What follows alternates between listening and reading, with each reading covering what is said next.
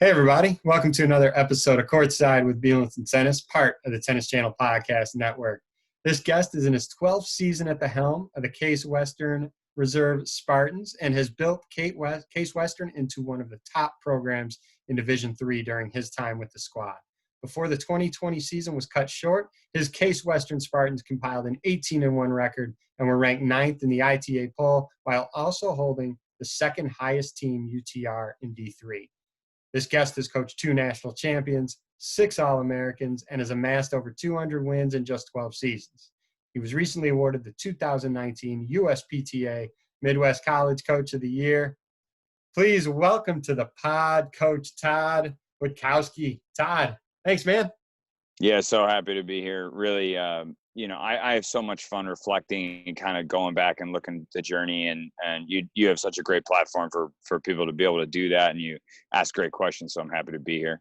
I appreciate it. I think my hardest job is done because I got your last name right, which is one of the few that I think are worse than my last name. So far, so good, right? Mm-hmm. Yes, sir. So we're going to, kind of go through your journey from as a player to where you are currently as a coach. But obviously, we're recording this late May. Your world is kind of turned upside down. It's starting to get a little bit back to normal. How are you? Right. Your wife, you got a 2-year-old. I see the post you put with him. He's already got a little racket and hitting a little bit. He's got some racket at speed. Yeah. How you guys all holding up? Yeah, everything's great. My wife works in athletics too. I mean, she totally gets it. She was a college basketball player. Her Division II school made it to the Final Four every year. And, she works in high school athletics, and she's an athletic director. So, we're both in similar positions where we're just kind of waiting to see when things will open up and how much athletes are going to be able to do. But we're using that time to our advantage to, spend time with the kid and spend time with each other. That normally this time of year, I might be home 3 days, gone 4 days, home 4 days, gone 3 days. So Right. It's been, that part's been really cool. And how are you doing with keeping in touch with the guys on the team? So that actually has been great. Some things that we would have never done otherwise. For example, every weekend we watch a podcast, a documentary, and we talk about it. So, we did, things that are not related to sports, some things that are related to sports. They actually had to watch the whole 10-part series of The Last Dance. So Yes. Tuesday night, we actually dove into that, and everybody kind of gave their takes on what they thought. And, the key there is every Tuesday night, like, we draw parallels. Like, how can we relate this to what we're doing? How can we take this information and use it to make ourselves better? I don't know that we would have ever done that, or I would have ever thought of doing that if it weren't for this. I know that they're getting together on Zoom, and they're doing one of their 3 workouts together every week on Zoom. And we got an injured guy who just had surgery, so he's like clocking them, and so they're doing all that together. So I do think it had many, many benefits to us, far greater than anything that I would ever want to be negative about. No, that's awesome. And speaking to a Chicago guy, it was fun watching that 10-part documentary, reliving my childhood a little bit. We won't go into a couple of those Cleveland Cavaliers, Chicago Bulls rivalries back in the day. But Tough. you got your championship with LeBron a few years ago, and I know you were so happy and proud of that. Let's dive into your journey a little bit, because you have quite a bit. You are very, very involved, not only in the sport itself, but in your community. And I want to kind of start with you as a child. How'd you dive into the sport? Yeah, so and this will kind of be like a Tarantino. I know we're going to talk a little bit about, the Instagram live I did earlier this week, and how, the whole campaign is kind of hashtag it starts with love.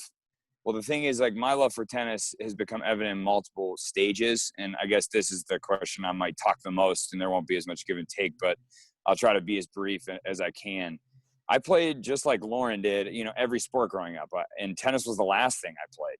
And I don't know, I just think that there was something about having the ball in your hand every single point versus batting 1 out of 9 times, or only touching the soccer ball a select few times, because I was the starting stopper on my high school team, and was recently inducted into the High School Hall of Fame for soccer and tennis. So during that soccer season, even then, I didn't play, for a couple of months. I played once a week, and that was it. So, to kind of talk about that, I mean, I had a coach, his name was Keith Venz, and he had a son, Casey, and a daughter, Abby, that both played college tennis. So I knew I wanted to play college tennis because it was a team sport. And because I spent my whole life playing team sports, I knew that this was the perfect balance. Like, I could play an individual sport, but be part of a team and win a team title in something. So just kind of fast forward to my 18th birthday. This was a pretty dramatic moment. My coach Keith, who was the only coach I ever had, he gave me my first private lesson when I was 10 until 18. On my birthday, I was playing the Midwest designated, and I was actually near you. I was in Lake Forest. I was playing, or Lake Bluff, Rec Club of Lake Bluff maybe. And I remember I had a great tournament, beat the 2 seed. I was so pumped to get home, and I came home to find out, and there's no cell phones at the time, but came home to find out that my coach had died in a car accident that night. And that really derailed me for a little bit, maybe a week or two, where I just did not know what I wanted to do. But thanks to his son, Casey, his daughter, Abby, they really helped make me feel like I have to live on his legacy and I have to do something special. That really is a major reason why I ended up at Toledo, because that's where Casey was. Casey was playing tennis on the team at Toledo, and he was about to graduate.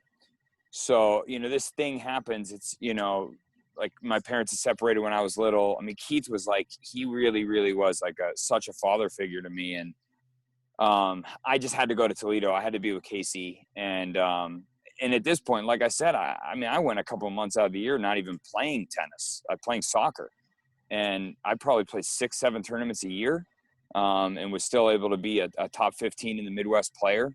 So I got some attention. I remember talking to some Ivy League schools and things like that. But, just kind of remember that was inflection point number one of my love for tennis. It was thanks to living on his memory that helped me, go with tennis as a positive thing to help me through that, first real loss that I had suffered.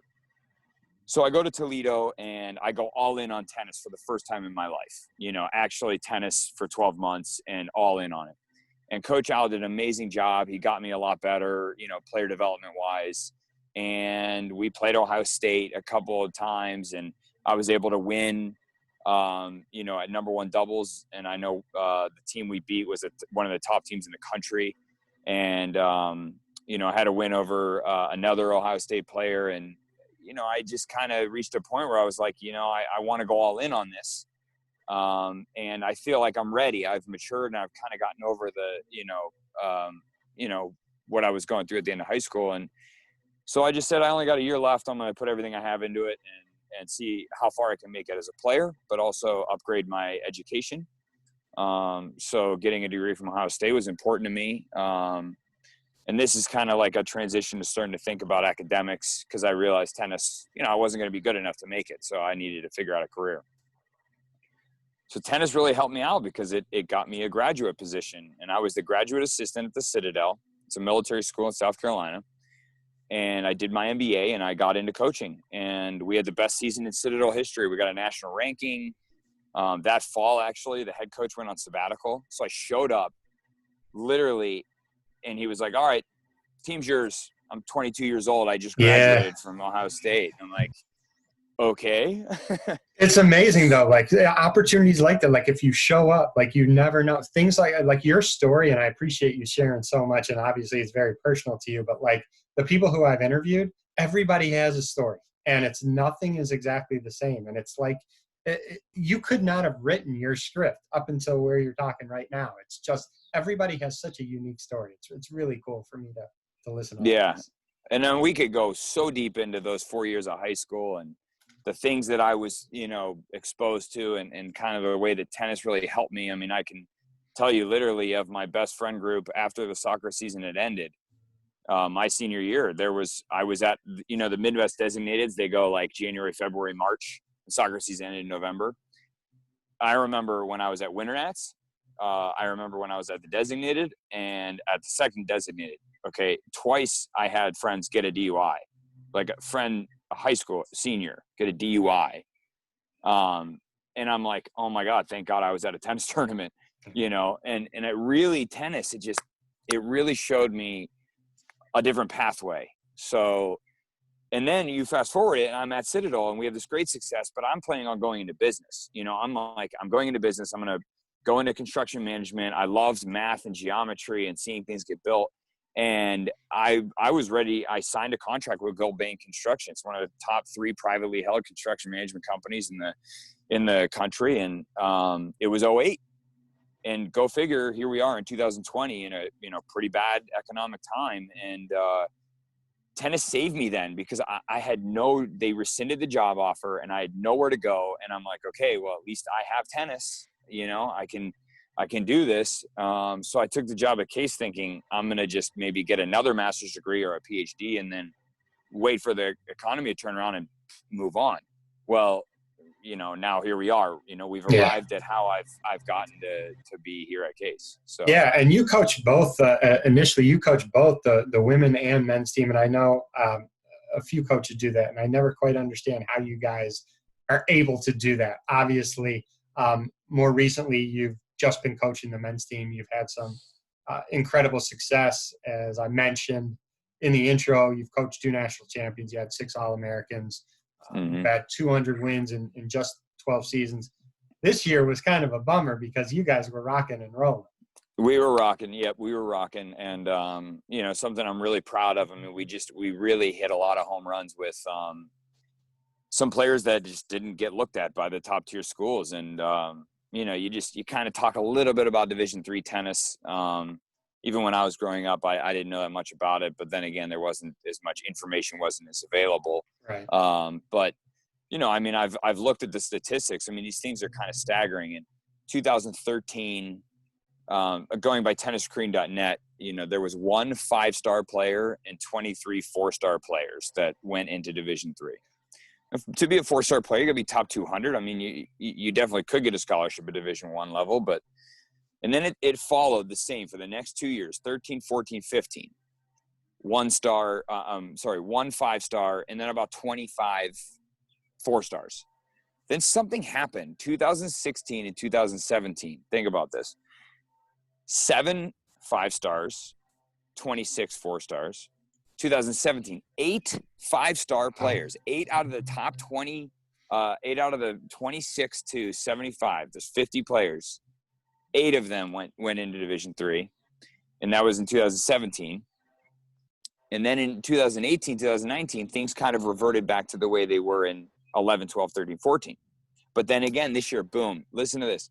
5 5-stars and 39 4-stars. Yeah. That's crazy amount of talent that's pouring in. Yeah, and you're so much closer to this than I am, but just from seeing it and being close to some of the high school kids by me, obviously the D3 schools, so many of those schools are so strong academically, but right. It's my belief that the top D3 schools, Case being definitely included in that mix, their teams are better than a lot of the lower level D1 teams. I don't think that's a crazy statement at all.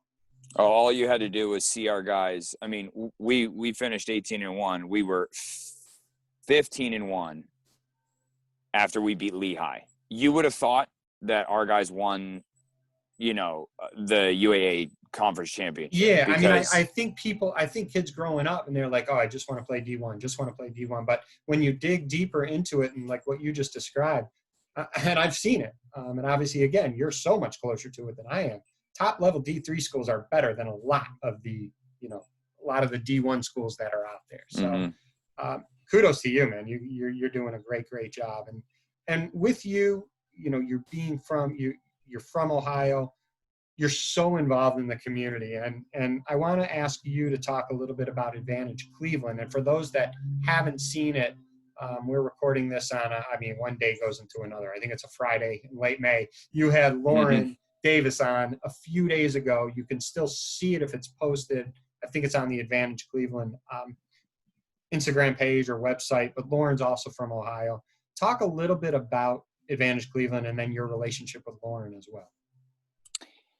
Yeah, so my relationship with her started when I moved here. It was 2008. I had finished the time at Citadel, and I knew I was coming to Cleveland. And we had a mutual friend that said, "Hey, this player this guy that played at Ohio State is moving to Cleveland, you know, you should hit with him.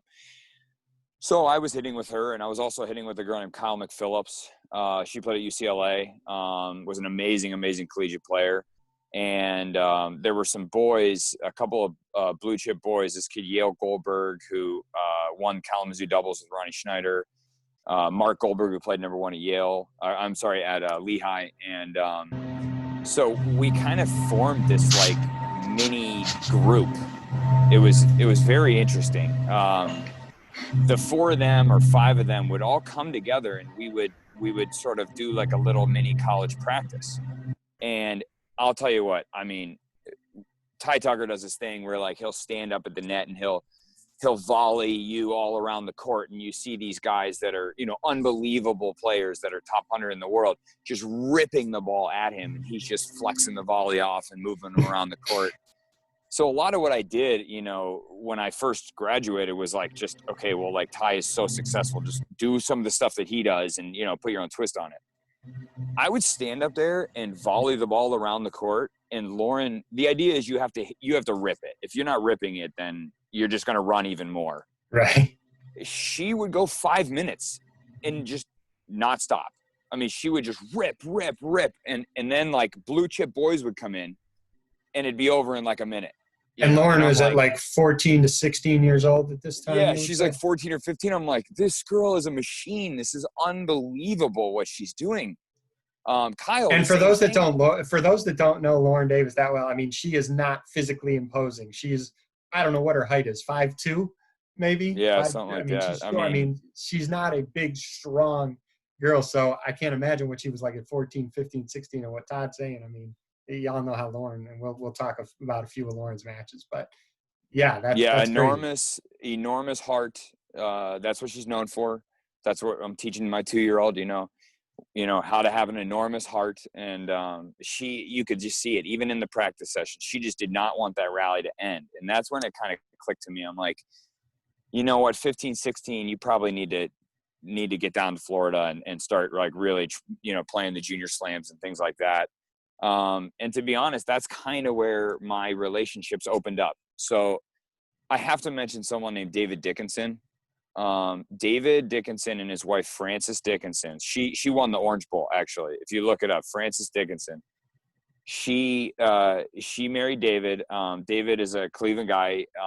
He is like the godfather of tennis here. Like, we host national indoors. We host a challenger at the Cleveland Racket Club. All of these events are in large part due to his willingness to give and kind of make tennis grow. And he was best friends with Lauren's parents. And so I was introduced to him, and he was on the board of directors for Advantage Cleveland.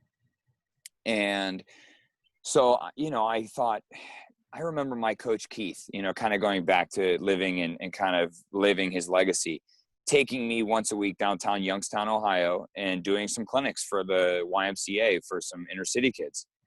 And I was like, what better way? You know, every time I kind of hit a phase in life, even right now, like during this quarantine, I kind of reflect, like, am I giving back to this sport as much as I can? Am I doing everything I can? Because honestly, it's saved my life and it's given me a life and a great living. So I got with this guy named Brian Smallwood, and I said, all right, I would like to be, you know, involved in whatever capacity possible. And, you know, immediately got on the board of directors. And Lauren, she's been volunteering and doing exhibitions and really helping us out with that organization a lot. Awesome. I mean, and for kids to see her, you know, famous professional tennis player, not only what you and the people you just mentioned are doing, but to see a professional tennis player give back and do that, I mean, it's just so inspiring. And I remember, I mean, we all remember, and Lauren referred to it the other day when you had her on that 2018 Australian Open. I think it was a third round match against Simona Halep. And I think she lost like 15-13 in the third, I believe. And I remember texting you, and it must have been like 11-11 or some crazy score in the third. And I'm like, are you breathing? I think I texted you. I said something like, are you breathing? And you're like, I'm good. I'm not tight or anything. And I mean, and Lauren had some match points, and unfortunately for her case, she just fell a tiny bit short. And I remember I felt so bad, and imagine, you know, like all people, her family and her friends and how you guys must have felt. And then listening to her speak, obviously she was probably in the locker room by herself. She had her moment. But listening to her speak in the post-match conference, I mean, just again, how mature she was about the whole thing. And I think it even won even more fans than she already had with how I she would agree. reacted to that heartbreaking match, because that was something. That was something. I would agree. Did you talk to her one-on-one after that match? Maybe not Texting, right yeah. after, but Yeah, texting for sure. And the same response came back, in the text. It was just, like, so, happy for the experience and the opportunity. And, what's interesting to me too is you fast forward now. And in that Instagram live that we did, she talked about the slump that happened kind of afterwards, and how she had to go back to playing, 50 and 100 Ks. Yeah, I was on the women's side, right? Sorry. So, it's interesting because she answered a couple questions from our campers from Advantage Cleveland, and they were, what's one of your favorite tennis memories? She immediately said the Australian Open. And then how do you handle, what do you tell yourself, or how do you handle adversity, when things aren't going your way? And she's like, well, right after that high moment was this low. And then she started talking about how tennis teaches you how to manage the highs and the lows, and to be more balanced, and to, kind of live your life, very, very even keeled, and not let anything, affect you too much. And go figure, like, that attitude is what has her back in the top 50 in the world, And you saw her last summer at Wimbledon. She beat, was Kerber the top seed that year? I think Kerber was. You were there? Yeah, awesome. I was sitting, her coach Eddie was, 2 seats over, and I got to see it live. It was unbelievable. I mean, I just was. And so was my I say he's my brother, but, my coach Keith Venz that passed away, his son Casey, who's been every bit of a role model in my entire life. He and his family were there in London too. So Lauren, she took care of all the tickets for their whole family, and for my wife and I, and we were all there and cheering her on. And that's, that's just like, that was one of those matches. It was unbelievable. Was that your first time at Wimbledon?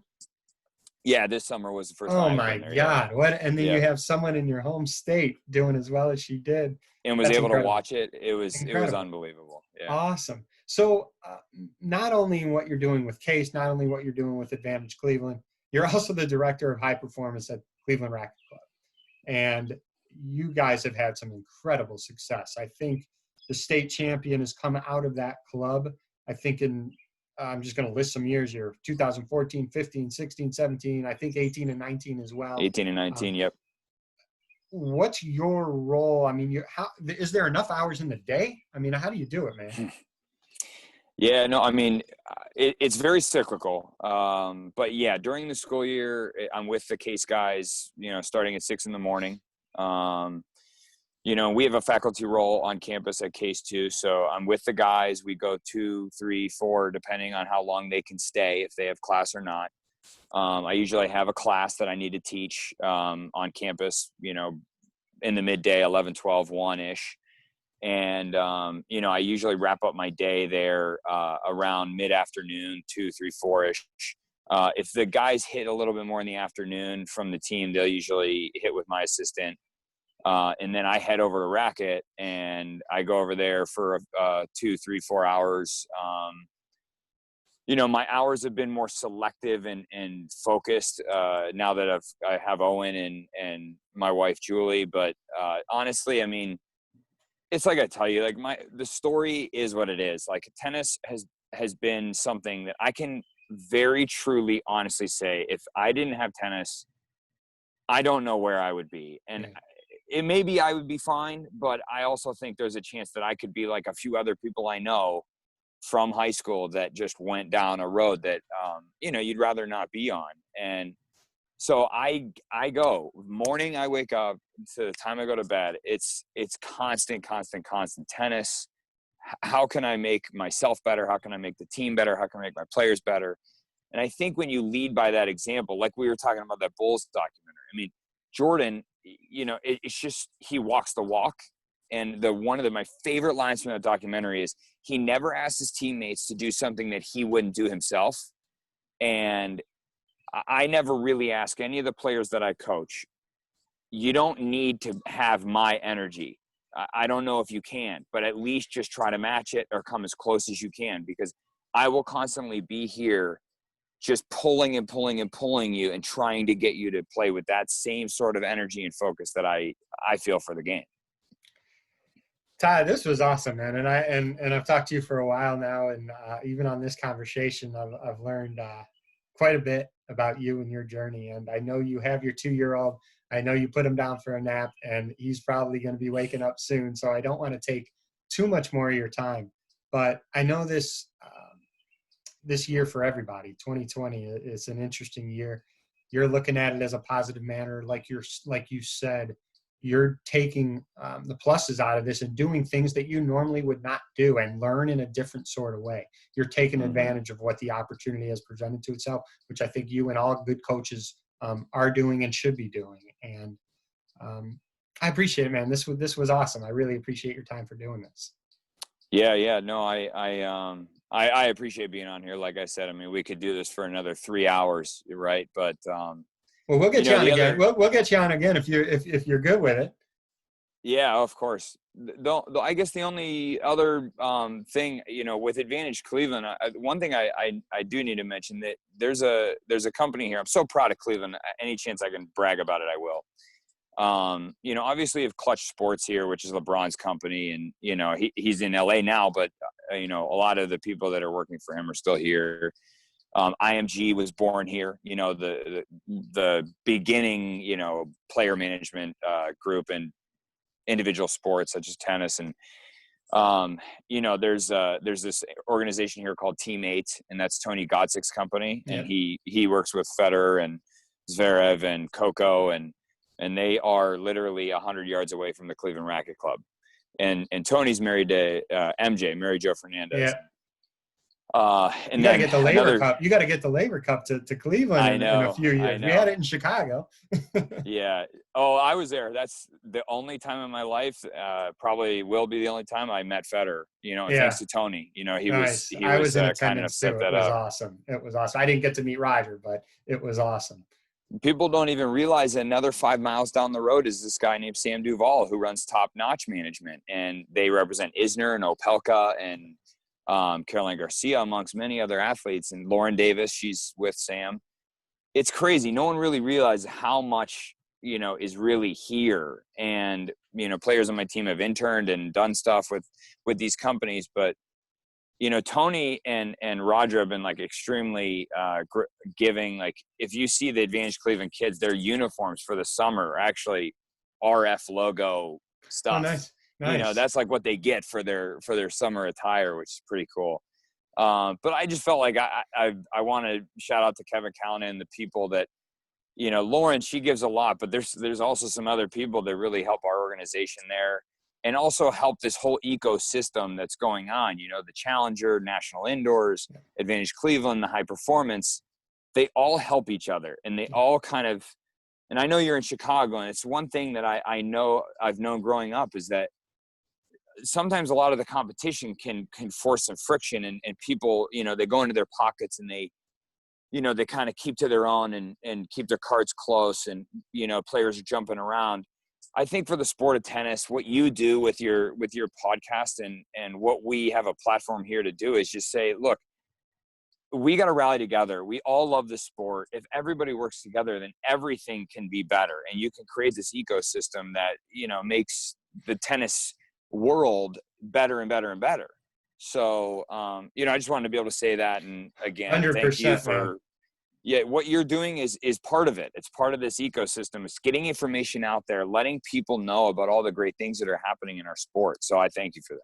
No, I appreciate your kind words, but I echo your thoughts, man. I totally echo your thoughts. Again, being in a bigger city, there's multiple clubs here. I don't want to go too into it, but yeah, I echo your thoughts 100%. And thanks again, man. Best of luck. We'll all get through this together, and you'll be back on the court soon. I know things are starting to open up now, and this was really fun. Thanks, Todd.